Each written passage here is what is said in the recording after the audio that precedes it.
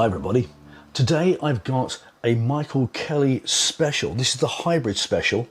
It's come into the workshop for just a setup and a service, some general work. And I thought it was an interesting piece maybe to put through its paces and do a little workshop review. This one I think is a couple of years old, so it's been played a little bit. Doesn't have any significant wear though, no significant fret wear or anything else.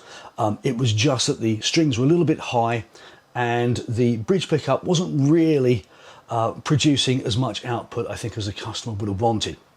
Anyway, let's have a look at the construction first.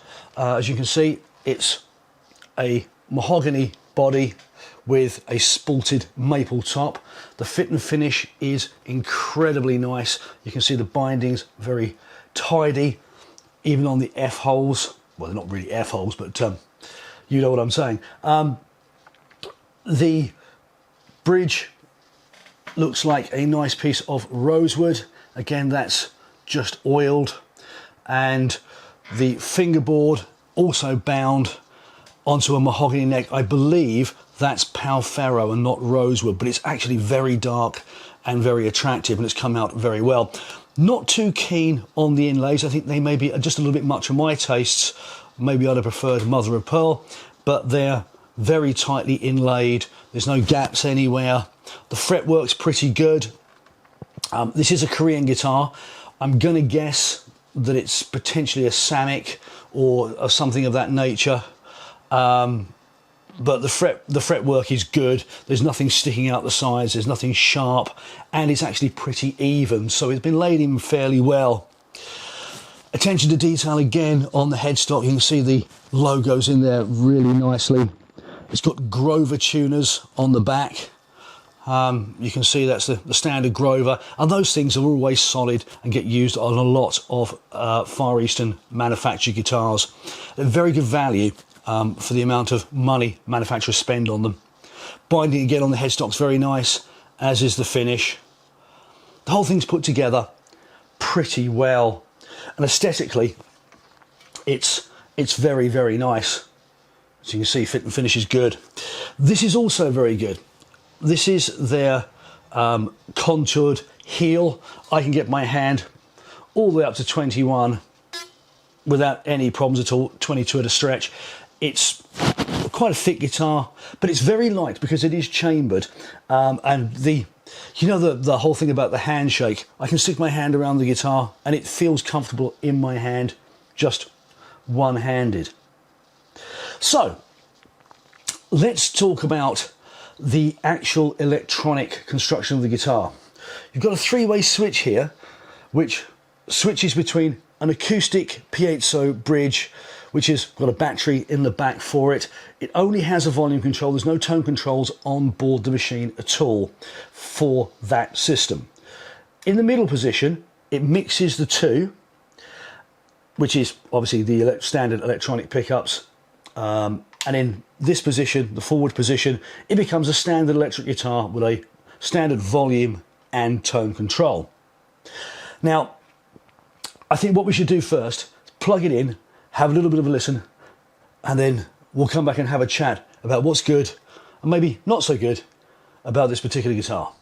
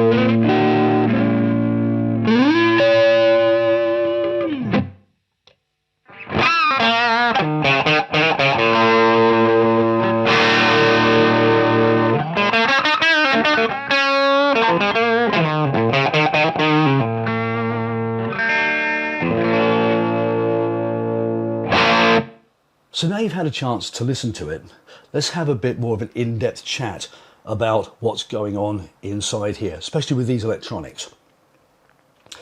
The acoustic pickup is a piezo underneath this pretty standard looking acoustic bridge.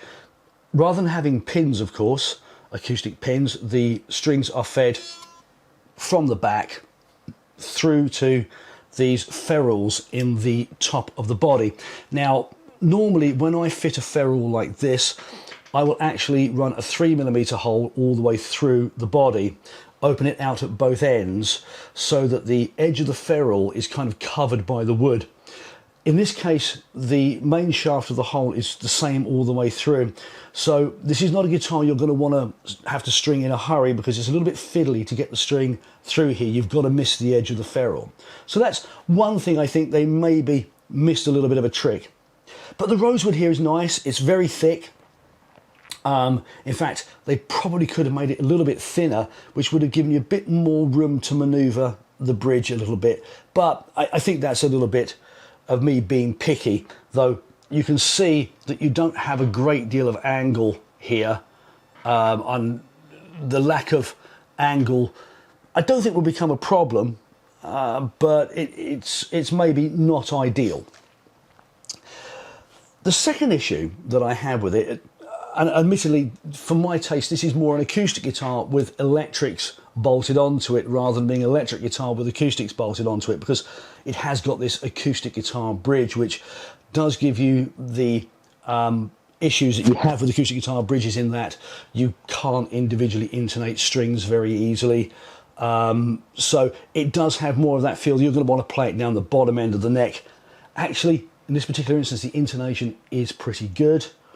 But to me, that does give it the feel really of being an acoustic guitar, whereas the electronics here, your humbuckers, are maybe slightly a secondary part of this instrument rather than an equal part. The humbuckers are, in this particular case, bolted directly to the wood. These covers here, or these external rings, are not like a Les Paul. They don't have a screw hole through them. They don't support the pickup at all. You can see that quite readily there. Now, they're very nicely finished, and it's a you know, very attractive way to do that. But it means that the height of the pickups wasn't initially adjustable, so I actually had to get in there and stack the pickup up on some foam and then screw it down with some slightly longer screws, because it just wasn't out of the box close enough to these strings to really act as the bridge pickup should on an electric guitar. No bite, no power. That left the neck pickup, of course, which is still right against the wood, and you can see quite close to the string still, really just chomping absolute belters out of this bridge pickup. The bridge couldn't keep up with it at all. It was very unbalanced. As you can hear, it's a lot better balanced now. I would have liked them to use slightly better switchgear on the electric side.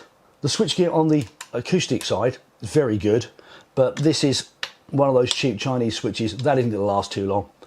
But they do give you an easy access to service it, which I think is very nice. And again, even though it's a hollow body guitar, access plates on the back, like an electric guitar, this is going to be easy to service, which is a real bonus. The last thing that I kind of say about this is this Y jack arrangement. This is a stereo jack in here. The idea being that you should send out a Y cable to a PA for your acoustic guitar and to an amp for your electric guitar side, which works perfectly well, but I think they would have been better off actually providing two jack sockets so that you could use two standard cables. In fact, ultimately, it may have been better to offer you an XLR and a jack straight out to an amp, XLR straight out to the desk, to make full advantage of it, because I find that the pickups are an awful lot brighter than the acoustic circuit. Of course, you've got very little tone control, no tone control at all on the acoustic circuit from the guitar, so you would have to set up different channels for it, I think, on stage, and I think that was quite well demonstrated by putting it through the pure clean tone on the line 6 here, which, you know, shows you've got so much more bottom end, as you would expect. on the piezo pickup than you would get from something like these PAF style, Les Paul style pickups. But all in all, it's actually pretty well, it's a pretty well executed idea. But all in all, it's actually a pretty good guitar. It plays really well. I did have to take a little bit out of the bridge to get the action where I wanted it, and it's a bit of a fine line. You have to be a bit careful how you do these sorts of jobs, because obviously it's not an acoustic guitar. You want it to play like an electric. And it does a pretty good job of doing that. And the intonation, even with this bridge, is still pretty good. So it's a well executed idea in a lot of ways. I just think that they could have gone just that little bit further and it would have been so much better. But you have to recognise that this is an import guitar at a price point. The website did say at one stage $1,159. So I don't know exactly what they are now. But it's, you know, it's got a lot of very, very good features, especially this heel and the, you know, overall fit and finish. I mean, it's a very, very well manufactured guitar. Anyway, thank you very much for watching, and I'll see you next time.